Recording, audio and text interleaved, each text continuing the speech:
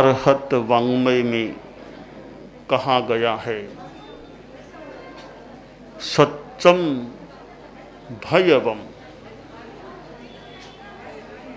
हमारी दुनिया में झूठ भी चलता है तो सच्चाई भी विद्यमान है। सच्चाई बिल्कुल न रहे यह संभाव्य नहीं लग रहा है। दुनिया में हिंसा भी चलती है और अहिंसा भी चलती है, इसी प्रकार झूठ भी चलता है और सच्चाई भी चलती है। अब प्रश्न है, किस आदमी के जीवन में सच्चाई कितने अंशों में है और झूठ कितने अंशों में है। एक एक दिन का भी आदमी ध्यान दे कि अब सोने का समय हो गया तो दिन भर में आज मैं झूठ बोला या नहीं बोला। बोला तो कितनी बार बोला, बोला तो जरूरी होने से बोला, कम जरूरी में भी बोल गया। ऐसा आत्मचिंतन करने से पता चल सकता है। जैसे आज तो मैं बिल्कुल झूठ नहीं बोला, अच्छी बात है, झूठ नहीं बोला, यह बुरी बात नहीं हुई, ठीक है। मान लो बोला तो ऐसी कोई मजबूरी थी क्या कि बोलना ही पड़े झूठ। आदमी धार ले तो मजबूरी भी फिर क्या है, थोड़ी कठिनाई आएगी तो आएगी। इसे स्वीकार कर भी आदमी झूठ से बच सकता है। आदमी तात्कालिक सुरक्षा के लिए, बचाव के लिए, मुसीबत से बचने के लिए झूठ का सहारा ले लेता है, ले सकता है। थोड़ी देर का बचाव हो जाए, पर सोचना हमें यह चाहिए, यहां बच गया आगे कौन बचाएगा। आगे कोई कहते नानी का घर नहीं, आगे कौन बचाएगा। यहाँ तो मैं मान लो बच गया, जैसे तैसे झूठ कर करा के बच गया, तो आगे मुझे कौन बचाएगा, वहां कौन आड़ा आएगा बचाने के लिए। तो जब आगे मान लो अत्राण हूं, फिर क्यों नहीं अभी झूठ से बचूं। थोड़ी कठिनाई आएगी तो आ जाएगी, तकलीफ तो पानी है, यहां पाऊं तो आगे पाऊं। हो सकता है झूठ नहीं बोलूंगा, तकलीफ कम आएगी।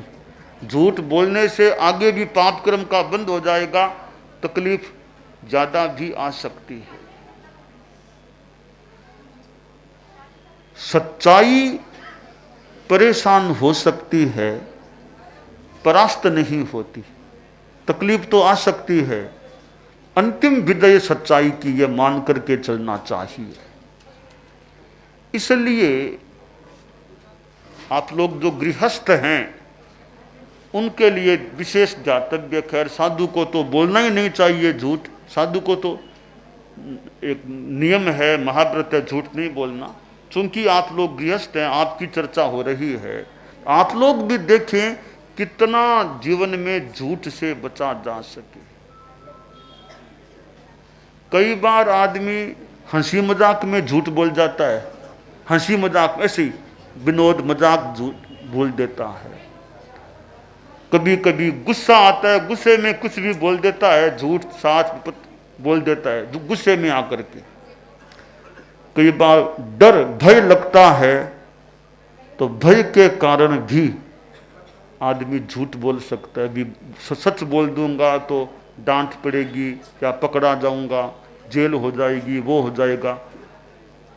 आप लोग मान लो कोर्ट में जाते हैं, कभी जाना पड़े कोर्ट में, तो कोर्ट में सही कितना बोला जाता है, झूठ कितना बोला जाता है, ये प्रश्न है।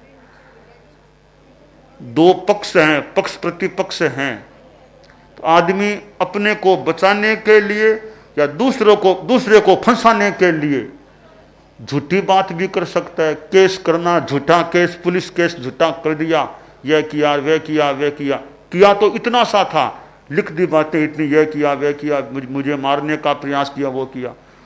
पुलिस केस में झूठी बातें कितनी लिखाई जाती होगी, सच बात कितनी लिखाई जाती होगी। थोड़ा सच बाकी कितना झूठ का पुलिंदा भी हो सकता है। तो कोर्ट में जाना पड़े, वहां भी आदमी झूठ न बोले, जो है वो बात बताए, एक अच्छी बात होती है कि ठीक है जो होगा सो होगा, झूठी गवाही नहीं, झूठी बात नहीं, ठीक है सत्य बात कह सकते हैं, सच्ची बात मान लो कह सकते हैं, तो झूठ नहीं। न्यायालय, वो तो न्यायालय है ना, न्याय का मंदिर है, तो वहां न्याय की बात है, मैं कम से कम न्याय में सहयोग करूं, झूठ नहीं बोलूं। तो यह मानव जीवन है, इसमें आप लोग गृहस्थ प्रयास रखें कि भाई झूठ से बचने का लक्ष्य रखें। थोड़े लाभ के लिए आत्मा का नुकसान न हो, ऐसा हम सभी को वैसे ध्यान रखना चाहिए भी कि आत्मा का नुकसान न हो, या जितना नुकसान से आत्मा को बचाया जा सके। बचपन में ऐसे संस्कार मिल जाएं बच्चों को, स्कूल में, विद्यालय में, घर में, परिवार में, कि झूठ नहीं बोलना है, झूठ नहीं बोलना है। ये संस्कार मजबूत हो जाते हैं तो आदमी, वो महाआदमी, कोई महामानव, महाआदमी बन जाता है, तो झूठ नहीं बोलता है। जानबूझ, भूल में मान लो कोई बात निकल, जानबूझ के झूठ नहीं बोलता है। ऐसा जिसका जीवन का क्रम है, वो आदमी मानो महाआदमी, महामानव कहलाने का अधिकारी हो सकता है। झूठ है वो अविश्वास का कारण है, सच्चाई विश्वास का कारण है।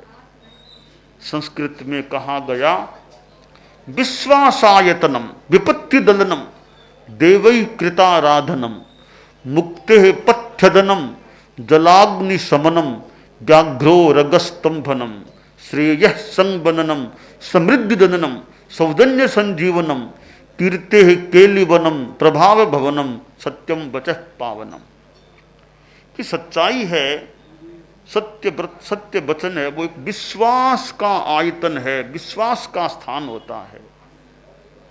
जो आदमी झूठ न बोले तो दूसरों को विश्वास हो जाए कि ये आदमी ठीक है, झूठ नहीं बोलता है, तो विश्वास होना बड़ी उपलब्धि होती है। विपत्ति दलनम, विपत्ति का नाश करने वाला सत्य होता है।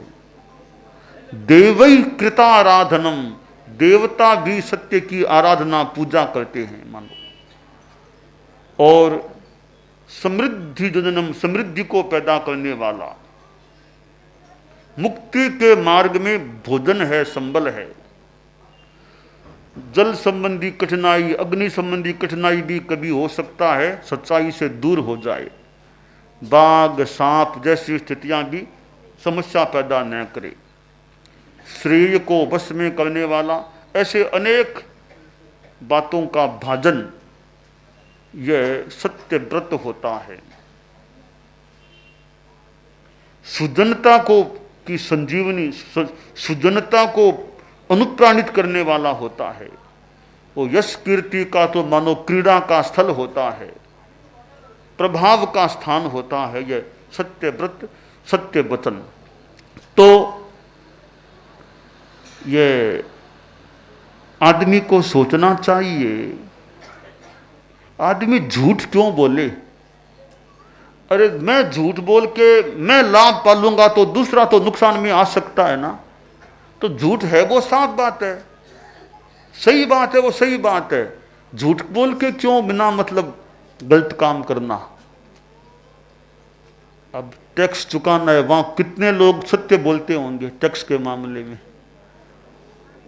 टैक्स चुकाना है तो एकदम सही टैक्स कितने लोग चुकाते होंगे? वहां भी तो झूठ झूठ कुछ चल सकता है। और टैक्स लेने वाले कितना सच्चाई से आगे पहुंचाते होंगे? कई बातें हैं।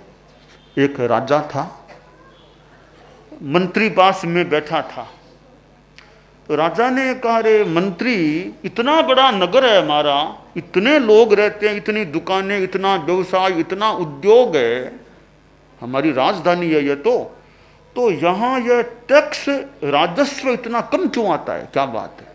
मैं देखता हूँ, कई बार जाता हूँ, इतने उद्योग, इतनी दुकानें, इतने बड़े बड़े बाजार हैं, पर राजस्व भंडार में बहुत कम आ रहा है, इसका क्या कारण है? तुम ध्यान दो, इतना कम क्यों आता है? मंत्री चूंकि काम देखता था ज्यादा, तो मंत्री बोला महाराज क्या बताऊं? तो बताओ, तुम मंत्री हो तो तुम बताओ क्या कारण है। आज नहीं, कभी मौका आने पर बताऊंगा क्या कारण क्या है राजस्व कम आने का। ठीक है, बता देना। अब मंत्री ने एक योजना बनाई, एक प्रोग्राम बनाया, एक युवकों का एक सम्मेलन बुलाया।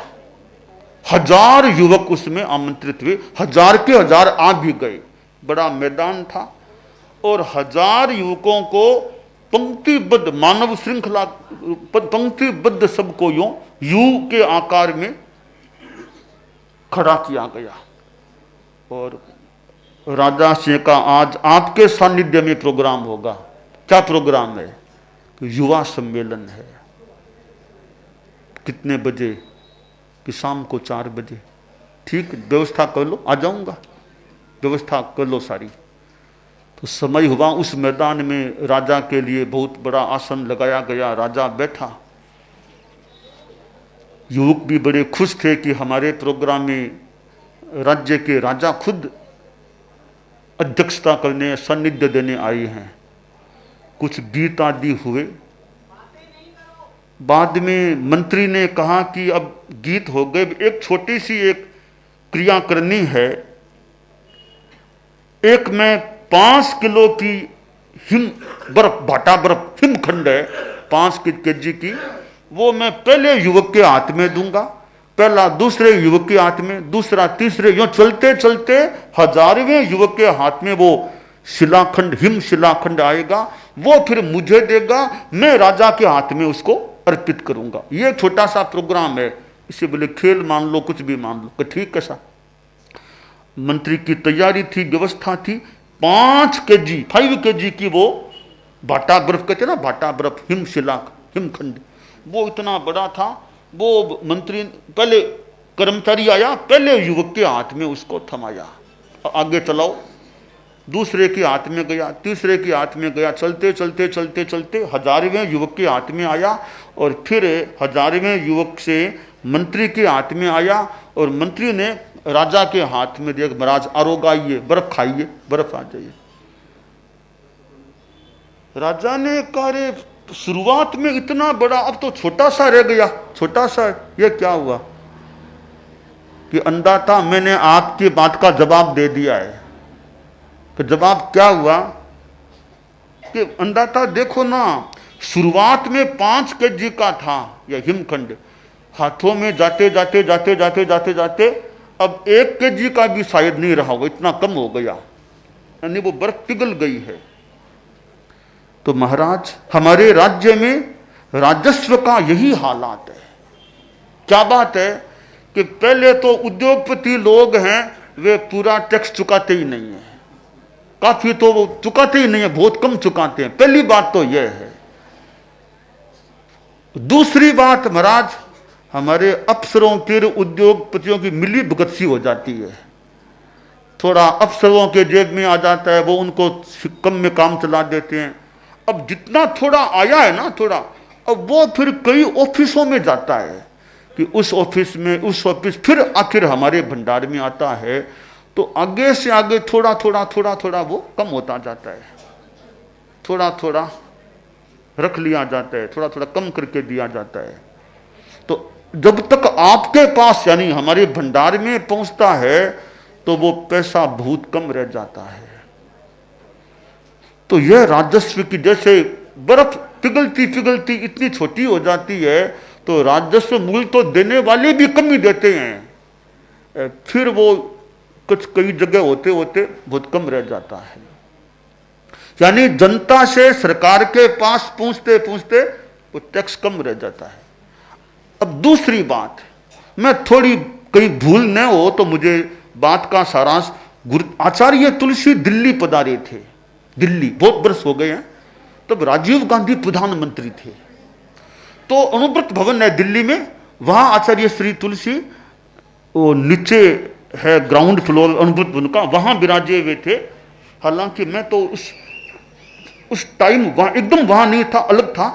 राजीव गांधी प्रधानमंत्री गुरुदेव तुलसी के पास अनुभूत भवन में आए मिलने के लिए, प्रधानमंत्री थे।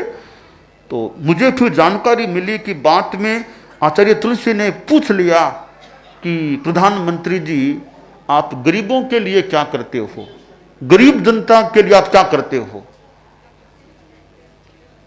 बात में कहीं कोई भूल हो तो राजीव गांधी जी बोले कि आचार्य जी गरीबों के लिए हम करते तो हैं, ध्यान देते हैं, एक कठिनाई है कि हम सरकार गरीब के लिए 1 रुपया देते हैं तो गरीब के हाथ में पहुंचते पहुंचते 15 पैसा ही बचता है, वह बाकी सब बीच में हो जाता है। यह हमारी समस्या है, यानी यह एक अनैतिकता की समस्या है। तो अगर दुनिया में सच्चाई होती है, चाहे सरकार हो चाहे जनता हो, आखिर आदमी है, सरकार में भी तो आदमी है, जनता में भी आदमी है, तो आदमी का चरित्र आचार सदाचार के रूप में होता है, तब तो काम ठीक रह सकता है। आदमी चाहे कहीं भी जाएगा, आदमी बढ़िया है तो जहां कहीं वो आदमी जाएगा आशा करें अच्छा काम हो सकेगा। आदमी में लोभ है, अनैतिकता है, वो जहां कहीं बैठेगा वो लोभ देखेगा कहां क्या हो सकता है। तो लोभ एक कारण है मृषावाद का और झूठ का। जैसे गुस्सा कारण है, लोभ भी कारण है, भय भी कारण है, और हंसी मजाक में भी आदमी झूठ बोल सकता है। सच्चाई के लिए आदमी थोड़ा कम बोलने का अभ्यास करे। ज्यादा बोलेगा ना, ज्यादा बोलने वाले के मुंह से कभी कभी झूठ बात भी निकल सकती है। इसलिए सच्चाई के लिए एक और ध्यान देने की बात यह है कि जबान पर लगाम, जबान पर लगाम, ज्यादा बातूनी ने ज्यादा न बोले, बाचालता न करे। बाचाल आदमी के मुंह से झूठ बात भी निकल कम बोलेगा तो भी झूठ की संभावना भी कुछ कम हो जाएगी। संस्कृत में कहा गया है मौखरियम लाघव करम मौन मुन्नति कारकम मुखरऊ नूपुरऊ पादे हारह कंठे विराजते कंठे हारो विराजते। कवि ने एक उदाहरण से बात समझाई है कि मुखरता, बाचालता, ज्यादा बोलना है, यह लाघव कर्म आदमी को छोटा बनाने वाला है। मौन मुन्नति कारकम, मौन आदमी को उन्नति कराने वाला, ऊंचा उठाने वाला होता है। कैसे? तो उदाहरण दिया कि नूपुर पैरों में पहने जाते हैं। नूपुर क्यों? वो आवाज करते हैं। हार गले में पहना जाता है, वो चुप रहता है, शांत, इसलिए हार गले में रहता है। तो चुप रहने वाला ऊपर, बोलने वाला नीचे। खैर एक स्थूल उदाहरण है। तो सारांश यह है कि अनावश्यक ज्यादा बोलने वाला है उसमें थोड़ा छुटपन आता है। कम बोलने वाला है, विवेक रखने वाला बोलने में, वो आदमी मानो ऊंचा उठ जाता है। इसलिए यह हम अपने जीवन में एक प्रयास रखें। आप लोग गृहस्थ हैं, मान लो आपके झूठ का पूर्णतया त्याग नहीं है, फिर भी प्रयास यह रखना चाहिए कि झूठ से ज्यादा मुंह का बचाव हो सके, लेखनी का भी बचाव हो सके। मुंह से बोलना लिखना एक ही बात है। लिखने में झूठ लिख दिया तो भी वो झूठी है, साइन गलत कर दिया तो भी झूठी है। और उम्र आ गई, 80 आ गए, 85 आ गए। कभी कभी मेरे पास कोई वृद्ध लोग पुरुष आते हैं कि हमें बताओ अब क्या करना, उम्र आ गई। तो मैंने कभी कहता हूँ भाई कि आपको झूठ बोलने का काम तो नहीं पड़ता ना, फिर झूठ का त्याग कराऊं, झूठ नहीं बोलना कभी। तो कहा झूठ, मैंने कहा देखिए फिर त्याग कराऊं, फिर ये आपकी साइन करना पड़े, कोई सही बात नहीं, साइन ऐसा करना कि साइन तो मान लो, तो साइन भी करना पड़े, बात वो सही नहीं है जिस पर साइन किया जा रहा है, तो वो भी नहीं होना चाहिए। तो इतना हो कि साइन भी गलत नहीं, लिखने में गलत बात नहीं, बोलने में गलत बात नहीं, तो वो झूठ का परिहार हो सकता है। तो वो भी एक सीमा तक मान लें हो जाए, तो यह जो शास्त्रों में बताया गया है कि सर्वम सत्ये प्रतिष्ठितम, सत्येन धार्यते पृथ्वी, सत्येन तपते रवि, सर्वम सत्ये प्रतिष्ठितम। यह पृथ्वी है मानो धर्म सच्चाई पर टिकी हुई है। सूर्य रोज उगता है, बराबर आता है, अस्त होता है, आता है, तो सच्चाई है दुनिया में, इसलिए सूर्य नियमित काम करता है कि सब कुछ दुनिया में सत्य प्रतिष्ठितम, सच्चाई सत्य पर प्रतिष्ठित है, टिका हुआ है। तो यह गुरुदेव तुलसी ने जो अनुव्रत आंदोलन की बात कही, परम पूज्य आचार्य महाप्रज्ञ जी भी नैतिकता की बात जो कहते, तो उसका एक मौलिक एक तत्व है, आदमी झूठ बोलने से बचे तो नैतिकता और अनुव्रत की वो प्रामाणिकता की बात है, वो भी गृहस्थों के जीवन में रह सकती है।